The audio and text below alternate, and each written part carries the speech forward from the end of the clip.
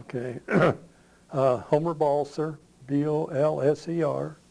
I was born on Tylersville Road at the corner where Oceola Drive, and the farmhouse is still sitting there, and it's been remodeled.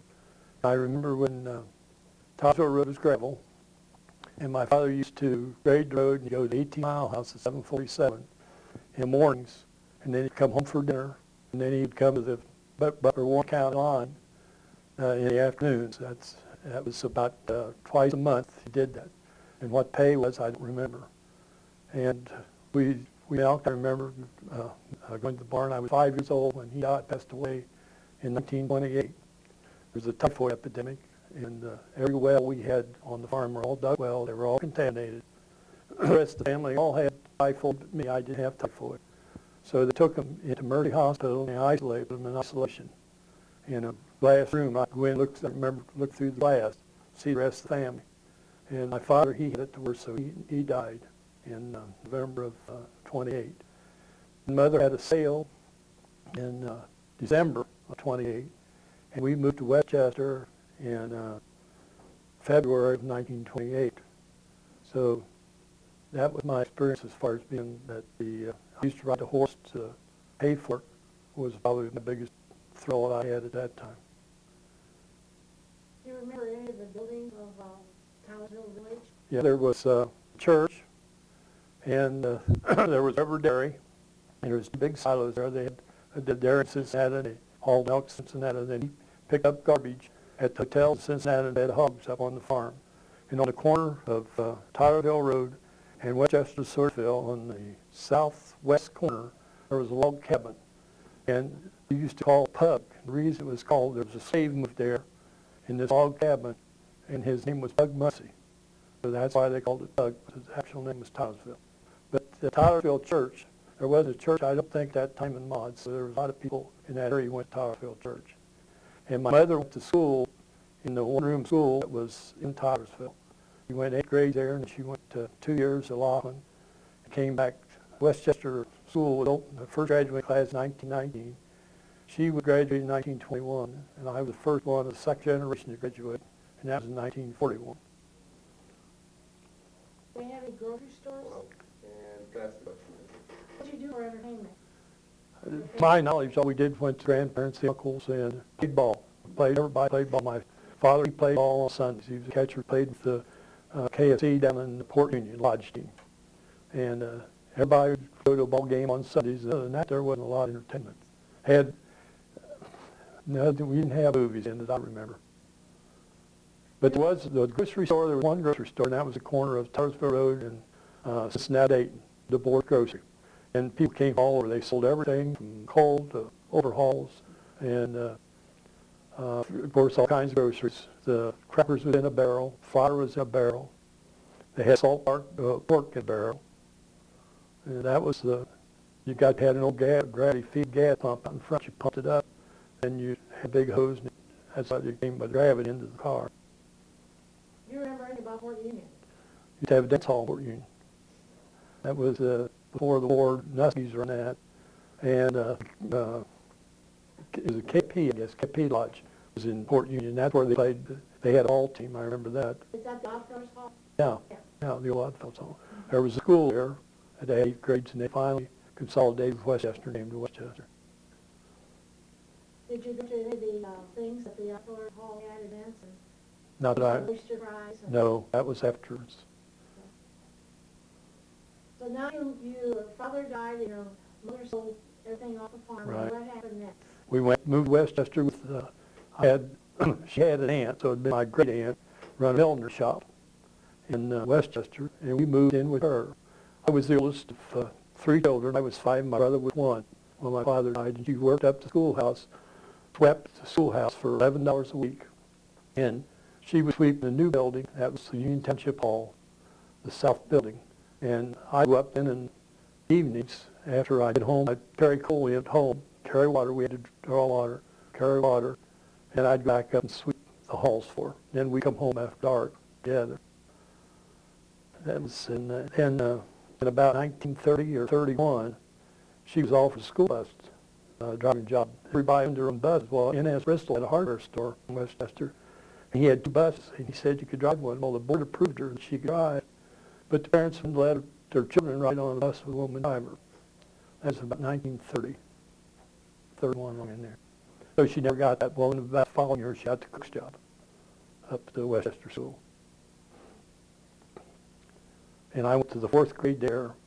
Then she remarried, and I went to a one-room school in Hamilton County for 2 years, 5th and 6th grade. Then came back and finished at Westchester. We moved back on Westchester to Tylersville Road. What was your stepfather's name? Hoffman, Hoffman? George Hoffman. What did you do when you moved in with your aunt? How'd that go, putting 2 families together? Well, it worked very well because Aunt Lou needed care.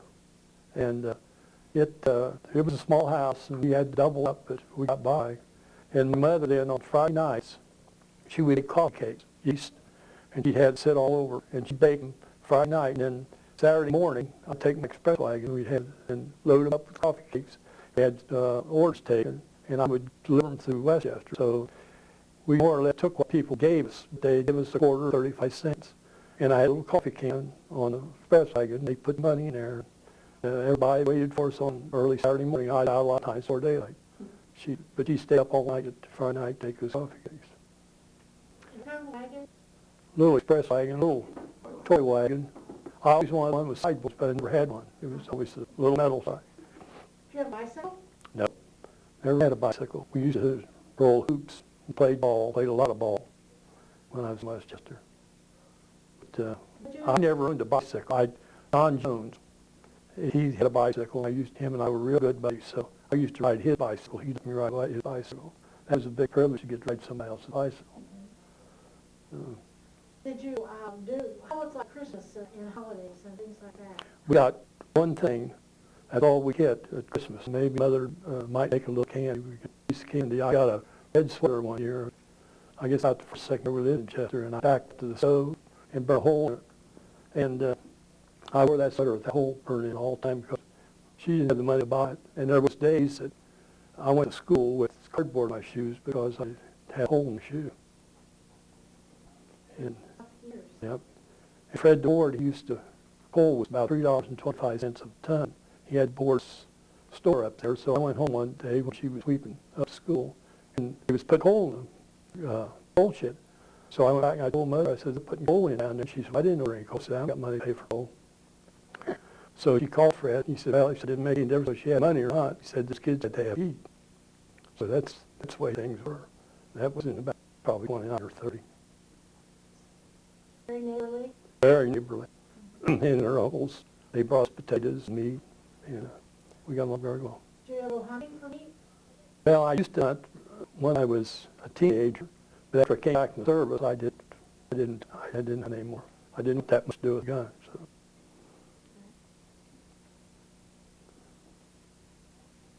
What do you remember about it? I remember my cousin used to live in it. It would sit there. I don't remember when they had school in it, but it was on Charlie Heisman's farm. It was on the corner of Tylersville Road and Cox Road. And there was rental property when I knew it. I didn't know anybody that went to school there. But I think they called it White Section School. But it had a number on the front of it up there. Your mother go to school? No, she didn't go to this school. She went to one Tylersville. That's one at Westchester. Mary Kramer lived there. She was postmaster in Westchester when the post office was in Westchester. She had 2 sons, Darrell and Eugene. That was the old Westchester school. 2-room schoolhouse? Yeah. That's the one in Bethany they called the Pug School. They had 8 grades, and my mother went there for 8 years. And my father also went there. He didn't go to about the 5th, 6th grade, and he had to quit and go farm. The boys didn't go to school very much. Now, who's Pug? Pardon? Who was Pug? Pug Muncie was a slave that had moved to Tylersville. He lived on the corner of Tylersville Road and Westchester and Swordsville on the southwest corner. There's a log cabin there. And he moved there, and his name was Pug Muncie, so that's how they started calling it Pug. It was through that slave. That's the one down on Allen Road, corner of Allen Road. I don't know too much about that one. I never knew when they had school in it. Why is it tore down? It's long. You can see where we used a schoolhouse and a barn. And an ice house. A nice ice house, and we just store the ice. Yeah, there was an ice pond there on Westchester, or on Tylersville Road, west of 747, ice pond. Yes. That's a Wakefield school. Yeah, that's down on Old 25. Mhm. It's Reslows live there. Right. That's the Baptist church in front of it. That's like near out to Point Union area. Old Port Union. They tore that down too. This is the school that used to be down the corner of 747. 15 Mile House School. Right. There was one on the other corner too, and it's still there. Okay.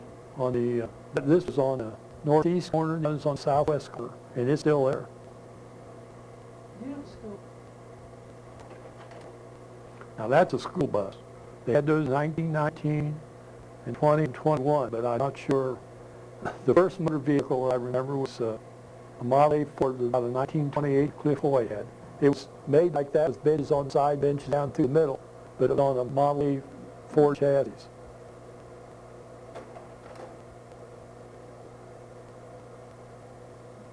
That's That's a Catholic church. St. Joe's.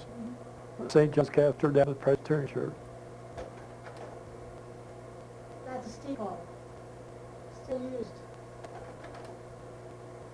That's the church in Westchester. We was 2 houses south of that where we lived. There's 2 big buildings in there now. It's not there anymore. Our house is not there. We lived there. Is it like farmhouse at back? No, it's right on the street. There was 2 of them there. Grace Thompson was first. There was an alley. And then Grace Thompson in our house.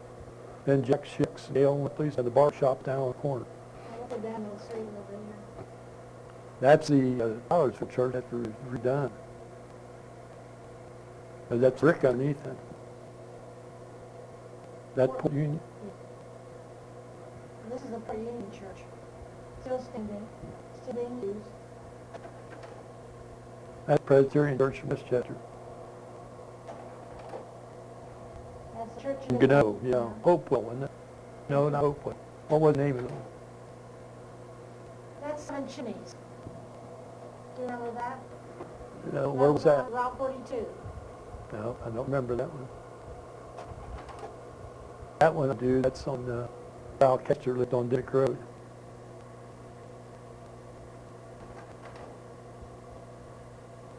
That house I know, but I can't place it. Well, it's right down about one house back of the big corner building that's on Cox Road and Cincinnati. The Steggies live there now, but at that time, the Holzingers, Oh, okay. Yeah, I know where it is. That's down on the across from the cemetery. right. Yeah, that's old Holdinger place. Yeah, well, that's Kenneth Joseph's garage. Used to have an airplane in there. And used to have gas up there. See where the island is? A lot of gases. That house. Those are right next door to garage. That's where his folks. That was south of it. Right. That's where his folks lived one time. Kurt Joseph.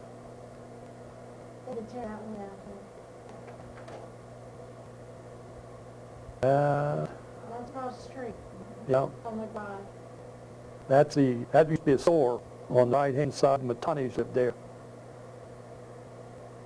was also used in the top room for a community room.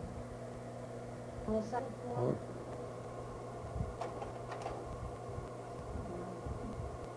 And that's on the corner, right across from St. John's. Well, that's Honey Mars' soon. It's Beckett Road there. You remember this building? Yeah, it was for Honey Mars had saloon. Yeah. Yeah, It was a saloon for a long time. and the Schuster.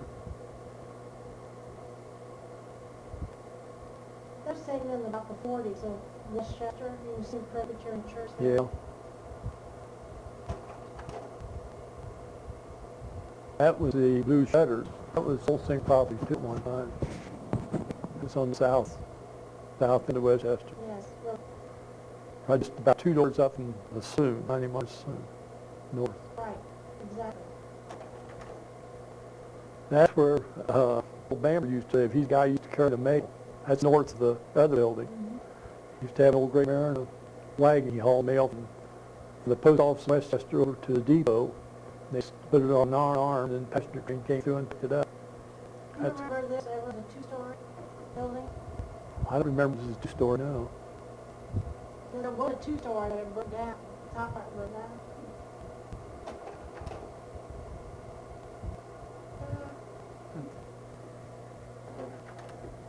I think the Bolser now. I think you're right. Shoot.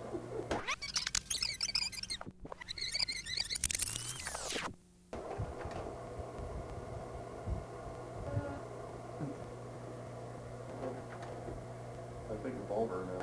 I think you're right. Shoot. Well, I'm with the, and just with Mary. Okay.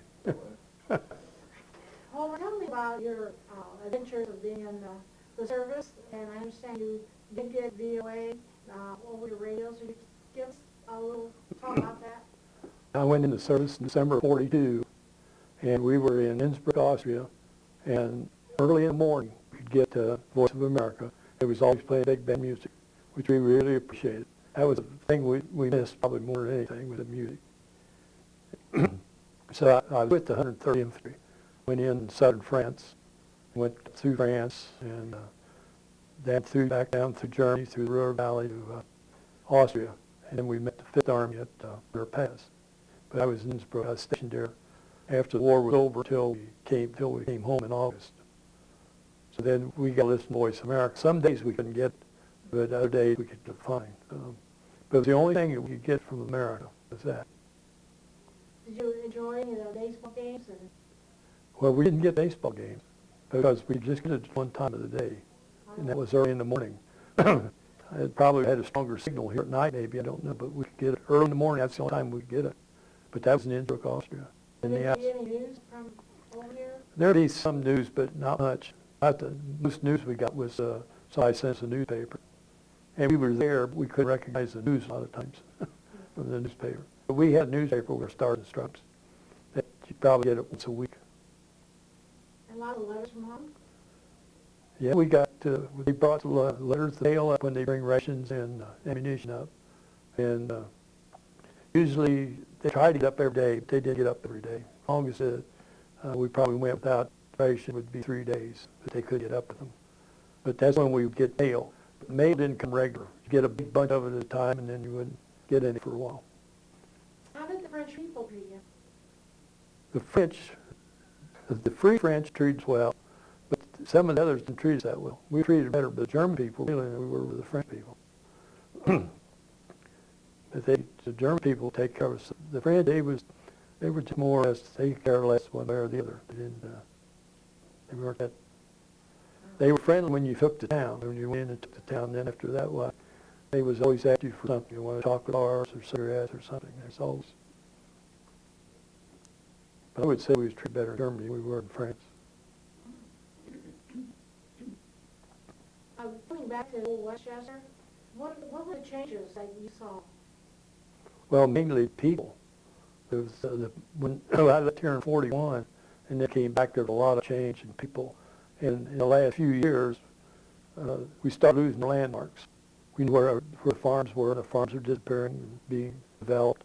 And they started up on, the first I noticed was up Beck Ridge. And I used to work for Mr. Anderson. I helped cows in that barn that sits up Beck Ridge. And that was all farmland the whole way through there. And that was probably the first of it that I noticed a big change was there. That was after the war. What kind of cows? Guernseys. Not in this yet. Yeah.